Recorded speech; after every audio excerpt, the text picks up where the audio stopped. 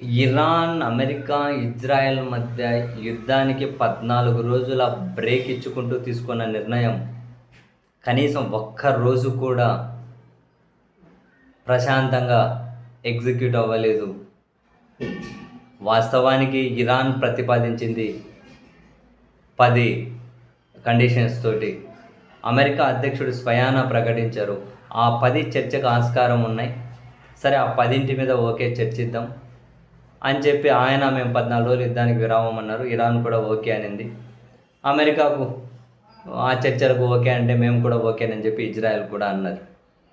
ఈ మాటని కనీసం గంట 2 గంటలు తిరక్కముందే దాదాపు ఈ 4.5 దశాబ్దాల్లో ఇంతకు ముందు ఎన్నడూ జరగనంత భారీ బాంబుల దాడి ఇజ్రాయెల్ వెళ్ళి లెబనాన్ మీద చేసింది.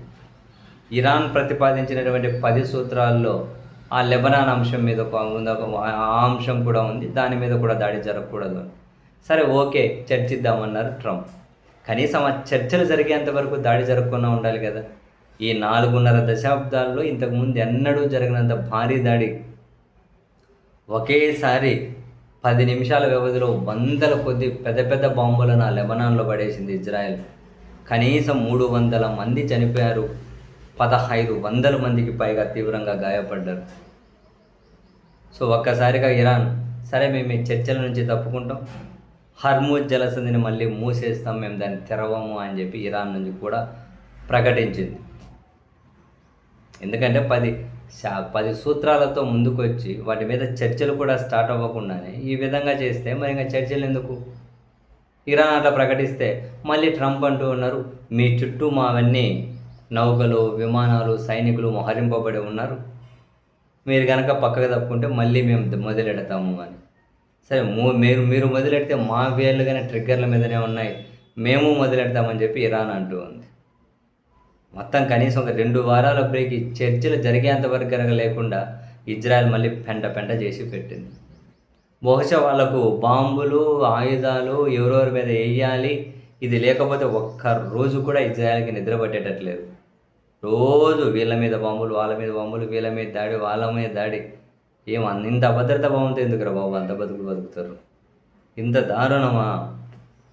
కనీసం ప్రపంచం ప్రశాంతంగా ఉంటే వాళ్ళ కళ్ళు చల్లబడవేమో. ప్రపంచం ఎప్పుడు అస్థిరతలో ఉంటేనే వాళ్ళ కళ్ళు చల్లబడేటట్లున్నాయి. అరే, ఒక శాంతి అని ప్రతిపాదించిన తర్వాత చర్చలు జరిగేంతవరకు ఆగాలి కదా. తీసుకెళ్ళి అప్పుడే వారి 10 నిమిషాల వ్యవధిలో వందల కొద్ది భారీ బాంబులు పడేసిండు. అసలు అఫీషియల్గానే 304 ఏమో చనిపోయారు. ఒక పక్క పిల్లల్ని చంపుతారు, వైద్యులను చంపుతారు, వైద్య సిబ్బందిని చంపుతారు, మౌలిక వసతుల మీద దాడి చేస్తారు, ఆసుపత్రుల మీద దాడులు చేస్తారు.